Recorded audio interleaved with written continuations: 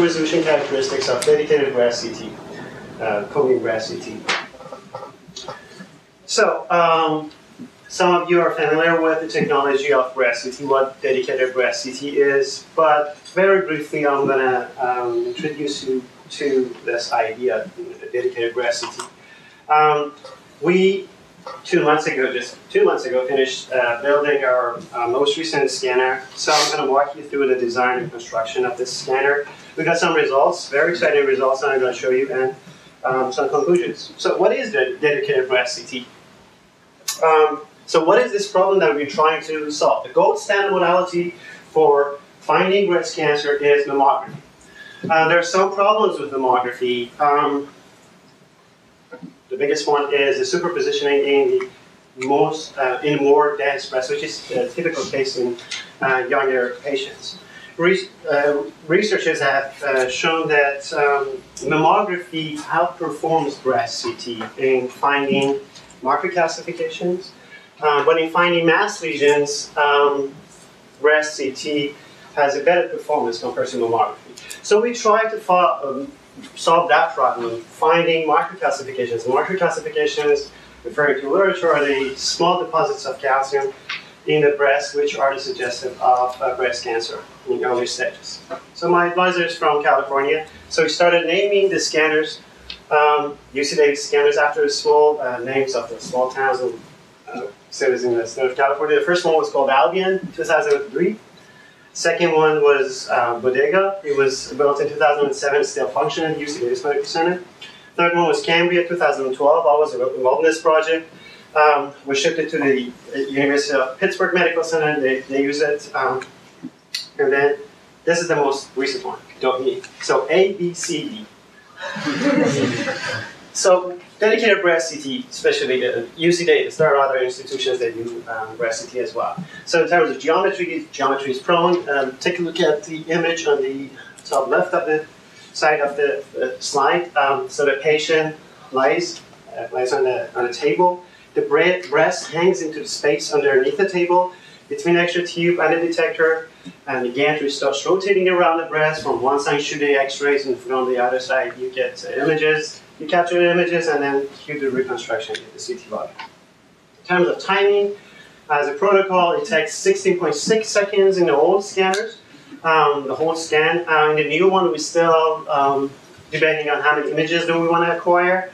So it can go all the way from 8 seconds to 16.6 seconds. It all mainly depends on the type of the detector and the frame rate of the detector.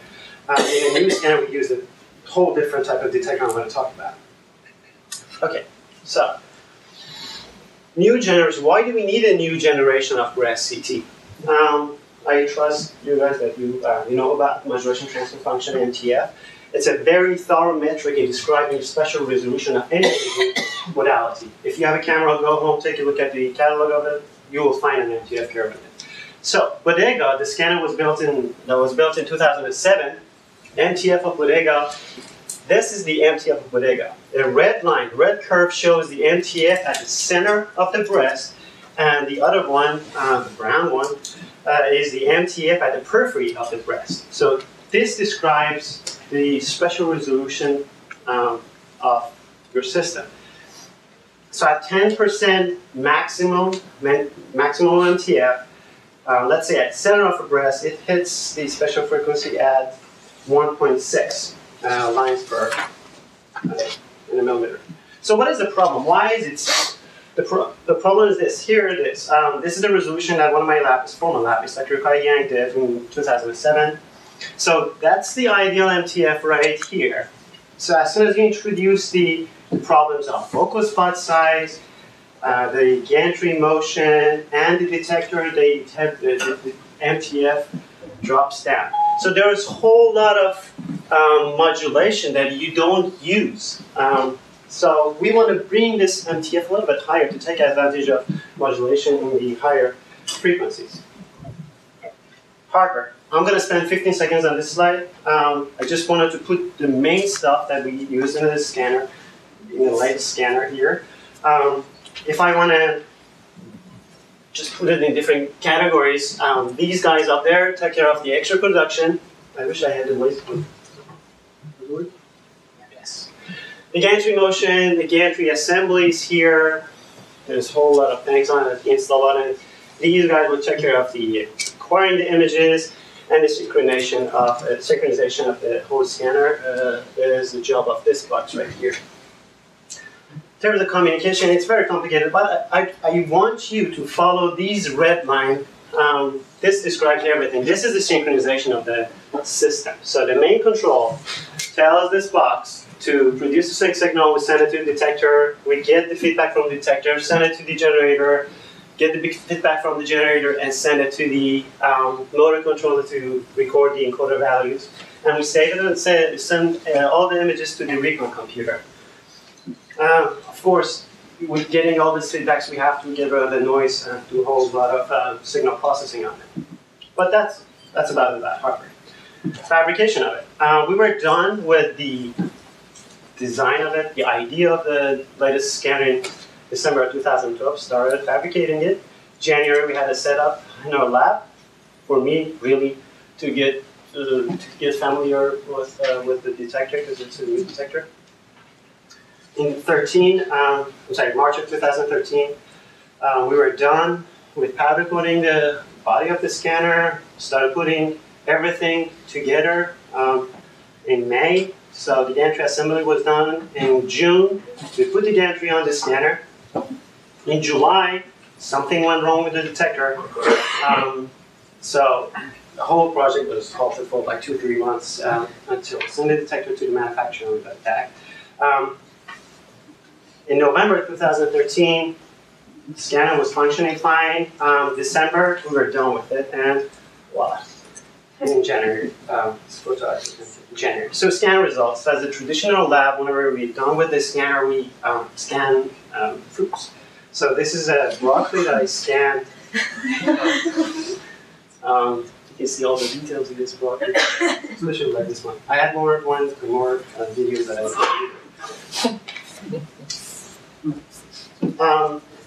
so yes, we did 198 scans before putting any patient on the scanner. So here's the result of the first patient scan. She was really not a patient scan, she was one of the volunteers. She's a collaborator.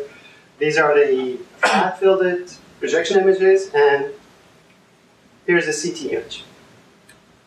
The problem with this image, mainly, it's very, very noisy. So at this point, we are considering all these parameters that we use in the scanner. We know that we can get a whole lot better images than this, so we need to tweak some parameters here. But that's about it about the scanner itself. Let me show you the results of the MTF characterization. So how do we measure the MTF? So for measuring the MTF, in cone beam CT, you need to, there are different methods that have been suggested. There's really not a consensus. There are just so many different methods published in different papers. What we do in the lab, we put a wire in the field of view, we scan the wire. It's basically a wire. Obviously, you do the reconstruction, and what you get is a point stimulus. We scan 2 types of wire with 2 different diameters. I took this photo just to show you how thin these wires are. So these are the point split functions that you get. And then that's a point spread function to get. Obviously, it's integrated in one direction, you get the line spread function. Fourier transform, you get the MTF. That's a geometry of my experiment. Okay, the X-ray tube is here, the detector is here, and this is a field of view. So we put the wire, we can put it right at the center, which shows you the spatial resolution at the center of the scanner, and we can move it all the way to the periphery of the field of view. And we did that. X-ray tube. So remember in earlier slides I talked about the motion blurring, the focus spot problem. The motion blurring. So what is the motion blurring? Let's say I'm taking a photo from someone and that person is moving. So what you get in the image that you save is actually in motion. You're capturing the motion. That's exactly what happens if you're moving the gantry around the breast and shooting X-ray constantly, you're getting that motion blurring artifact. So the solution is to use a pulsed X-ray tube. So we replaced the tube that we used in the scanner that we built in 2007 with this pulsed X-ray tube. And that's the power of all the details of this, the pulsed X-ray tube. that's one of the problems that we solved. The other problem was the resolution. So the resolution of the scanners that we built before, by the resolution, I mean the detector resolution, the detector pixel pitch, was 388 microns. And this guy, the new detector using a new scanner, is 150 microns. If you want to use it at 2 by 2 binning mode, the native resolution of this detector is 75 micron, and the typical detector that we be using mammography is 70 micron resolution. So it's actually very close to that, the resolution in the native book that's to the type of resolution that they have in mammography. So that's the detector. MTF results. If you remember, in the old scanners, well, I have this slide actually to show you. In 1 by 1 binning mode, at 10% of the MTF maximum, we can go all the way to 4.9 line pairs and a millimeter. In 2 by 2 binning mode, because of the frame rate of the detector, we think that we're going to use this binning mode. We're going to reach 3.6 line pairs per millimeter. So huge, significant improvement. 2 by 2 binning mode. Remember I told you that we can put the wire at the isocenter and just move it to the periphery of the field of view? What happens if you do that? Isocenter and just gradually move it to the periphery. So as you go to the periphery, you expect the motion blurring to be more and more significant and affect the MTF. This graph shows that really MTF doesn't change, so it proves that actually we've solved with the pulse width that we use in the scanner, we've solved the problem of motion blurring. Different reconstruction filters. It's actually the first time my advisor is looking at this graph.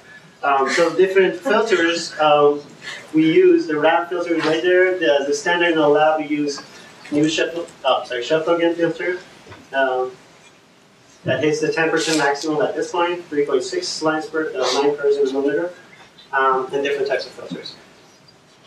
So I'm going to keep using Sheffield. Here's the comparison. This is the most important slide of my presentation. The red curve shows the old scanner, Bodega, the second scanner really.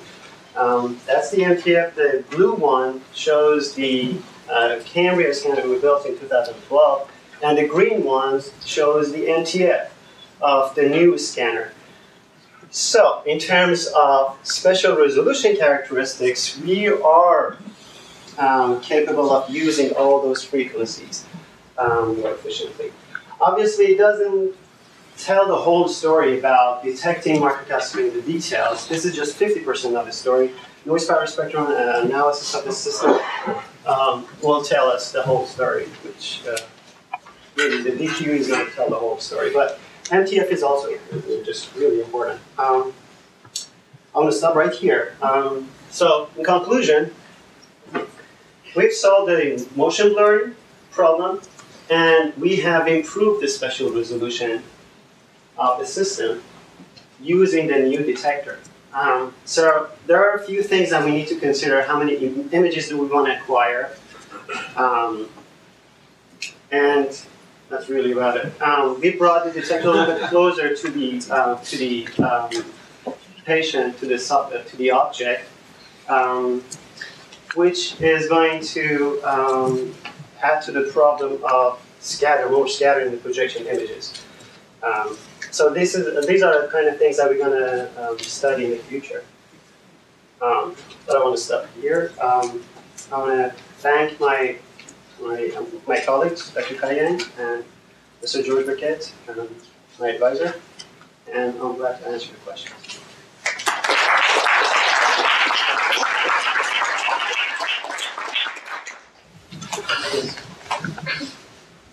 So why is CMOS and not like not cold CCD, not electron multiplying? Why CMOS?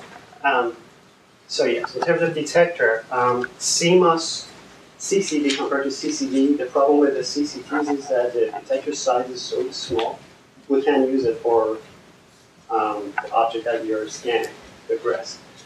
The the CMOS detector that we have in right now, the size of it is 29 by 23 centimeters.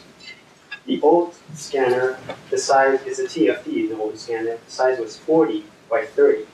So the old scanner was bigger, the new scanner detector is smaller.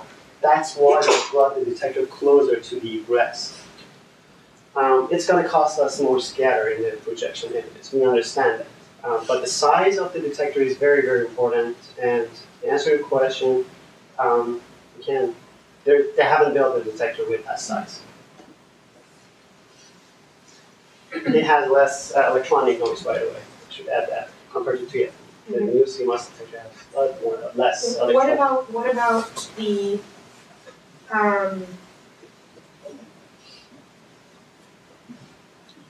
acquisition rates or temporally? Are those different too? Yes, it's much faster. It's much faster. Yes. That's why we think that we can make the whole scan procedure a lot faster. The standard is we acquire 500 images, and the frame rate is 30 frames per second. That means 16.6 seconds the whole scan time. In the new one, if we want to acquire 500 images, and we can set the detector to work at 50 frames per second, the scan time is going to be 10 seconds, which is going to be a huge improvement because most of the patients that we have are older women. And during the scan, we ask the patient to hold their breath. It's a little bit more difficult for older women to hold the breath for 16 seconds compared to 10 seconds. There's multiple reasons that we have to consider. Yes. So 2 questions. Doheny looks great. I wonder what you think the next Emeryville scanner will do.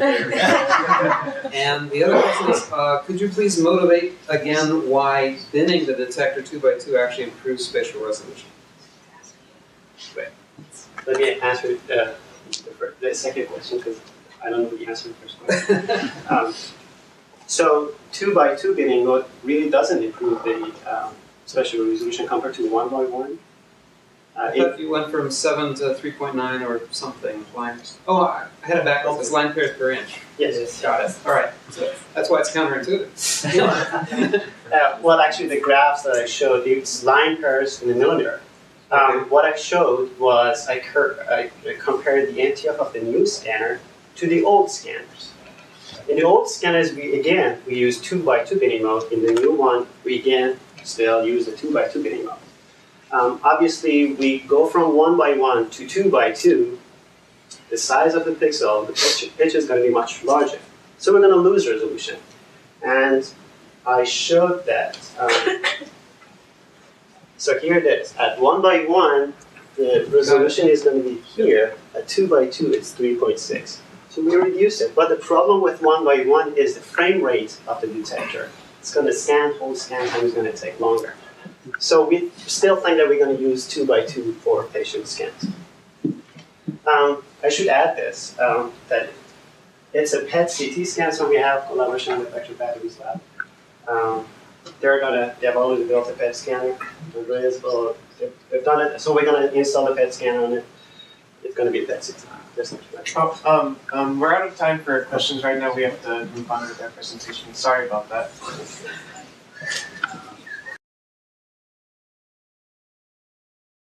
As the last student presentation, I'd like to present some of our work on developing new detectors for an ultra-sensitive total body PET scanner. So this scanner, called the Explorer scanner, is a proposed PET system meant to improve upon many of the, sensitivity and some imaging limitations currently we have in typical clinical PET scanning. Given the limited axial length of these scanners, we don't use the full information we have available. That is, the radio tracer distributed in the patient and suffer from relatively poor sensitivity. But by extending the axial field of view of the PET scanner by a factor of 10 or so, we can achieve a factor of a gain of 40 sensitivity gain and the total body imaging capabilities instead of having to translate the patient to the scanner. Now, there are many potential applications for this scanner. I'll briefly outline a few. So by exploiting this high sensitivity, we can greatly lower the dose of the injected radio tracer, which is useful in pediatric imaging where the radiation dose is a larger concern. Also, studying healthy volunteers to look at normal biology, such as metabolism, and for repeated imaging studies in chronic conditions such as, for instance, diabetes. Along with this, looking more at the total body imaging is useful in areas such as drug development, so you can do pharmacokinetics in all the organs at once, and in doing the cell tracking, so looking at stem cell therapies, radiolabeled cells, things like that. Now, more on just the high sensitivity side, you inject the same amount of radio tracer, you can achieve higher detection possibilities for smaller lesions, and many more that we'll come about. That we'll find out later on, hopefully. So I just want to show a short video about the Explorer scanner.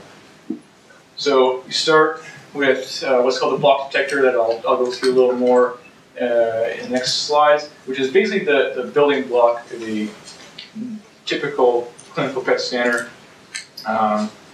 We have 48 of these detectors to make one ring, and we extend 40 rings to get the 2 meters axial field of view. Now, if we just pause it here, so some of the engineering challenges that would come with this scanner, when you enclose all this in a gantry, there's quite a bit of thermal load, so cooling is non-trivial. Things like electronics and the data, extracting all the data from it in a timely manner. We'll have to use some clever ideas to get around that. I'll just go back a little bit. It's okay.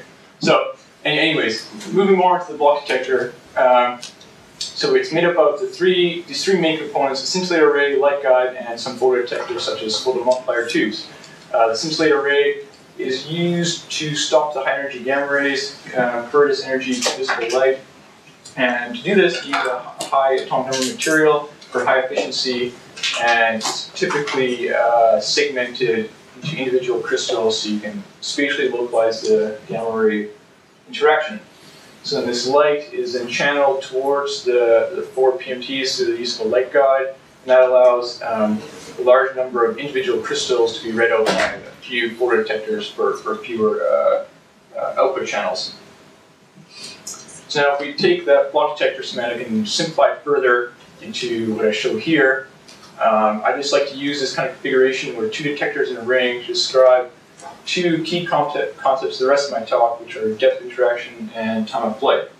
And to even simplify it more, we just look at 1 crystal in each detector with the radio tracer somewhere in the between the detectors.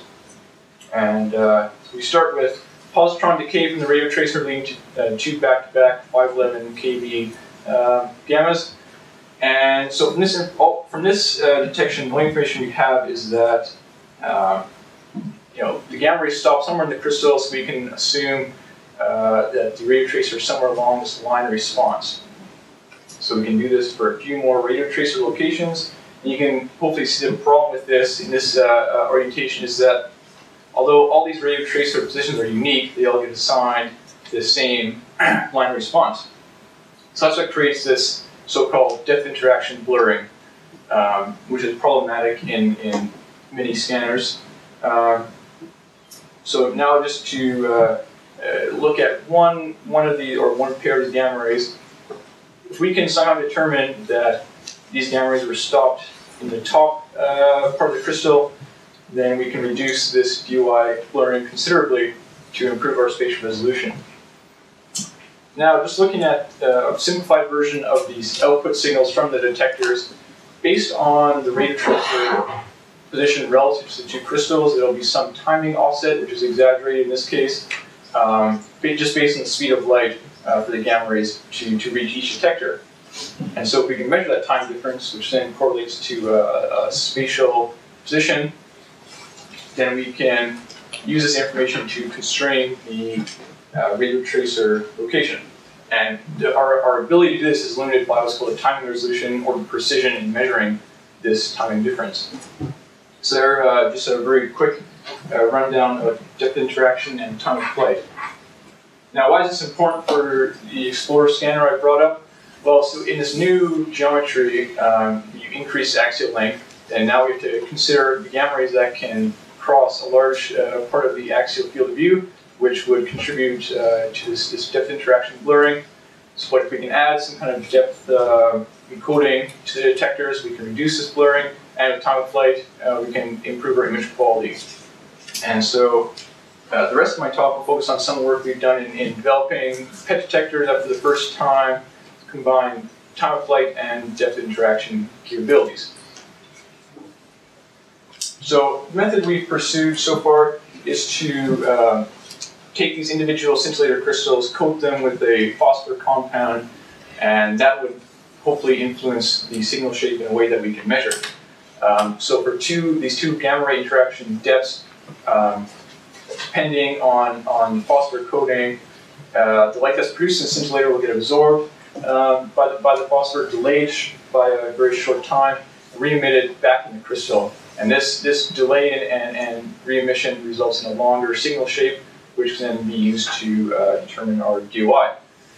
Now, along with this, so that's the depth of interaction, but in terms of timing, we would like the early part of the signal to not be affected by the phosphor coating. And also, I mean, if you were to zoom in on this early part of the signal, you would see that the blue curve would come slightly before the red curve, meaning just because the light flow detector takes less time to produce a signal. And this effect, in general, worsens your timing resolution. But if you can measure the DOI, then you can correct for that timing offset and potentially achieve better timing resolution, which this will come back later on in the talk, and I'll explain a little more then. But just very briefly, the crystals, so far, we evaluated several of these single crystals on a single fluoride detector, and just to examine how the coating changes the performances and if we can gain some DOI measurement from it. I guess if you have any questions at this point, fill the time.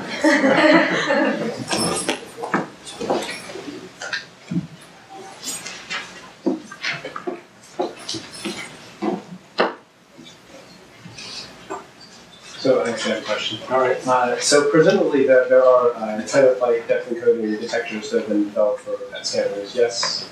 Are there unique considerations for this particular implementation given the very long axial field of view and just its sheer numbers or anything? I mean, what are the... Well, yeah, for this specific application. So I mean, yeah, there are methods that can be used more.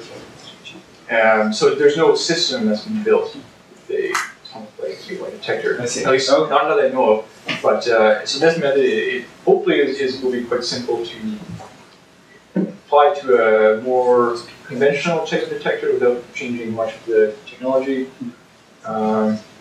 So that's for one reason it's attractive, and other methods that use more of a segmented crystal can get more expensive and harder to manufacture.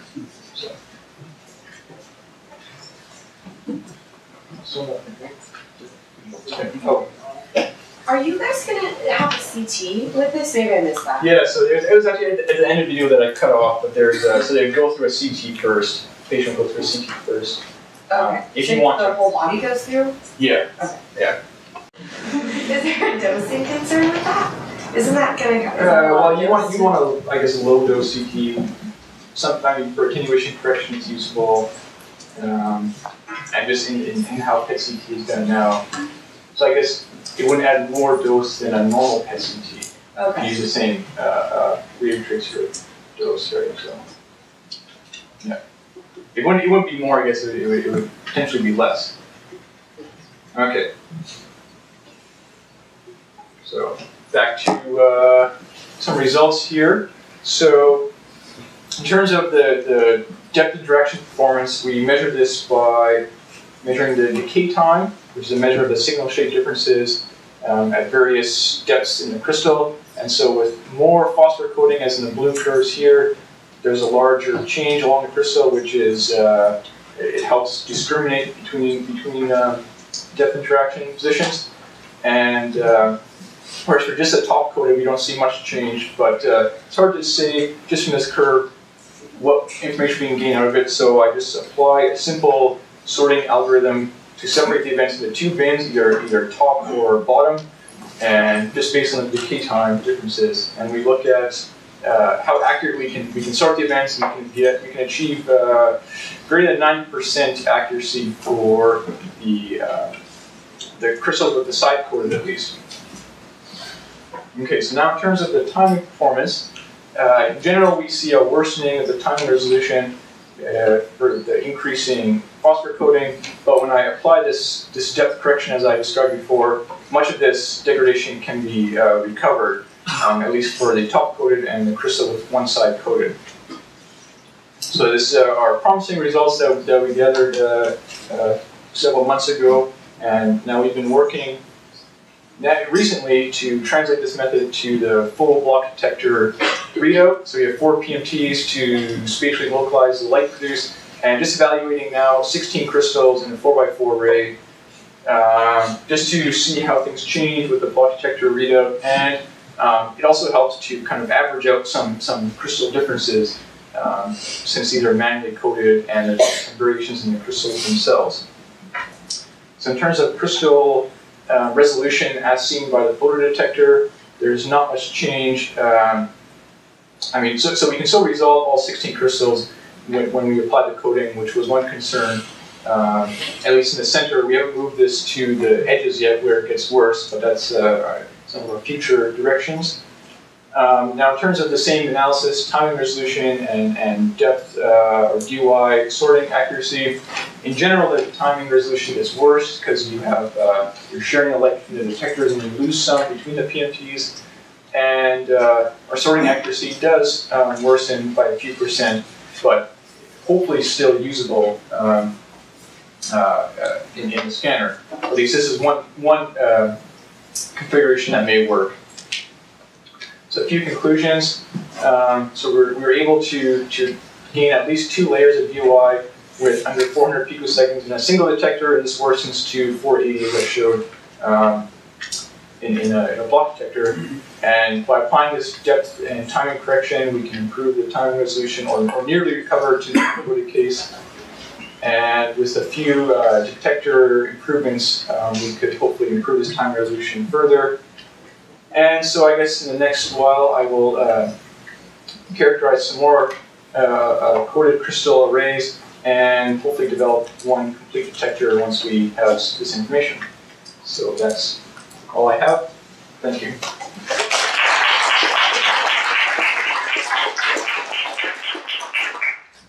So have you thought about how to process the huge amount of data you're going to acquire? There are people working on that. John is thinking a lot about that.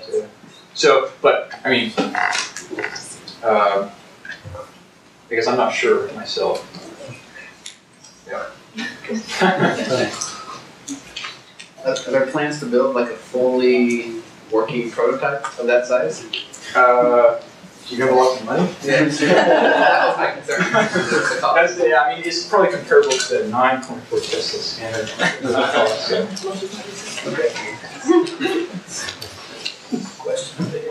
Oh, yeah. What kind of PMT are you using? So those are just a faster single channel PMT. Right. Hamamatsu R9800P. So not magnetic field compatible. No.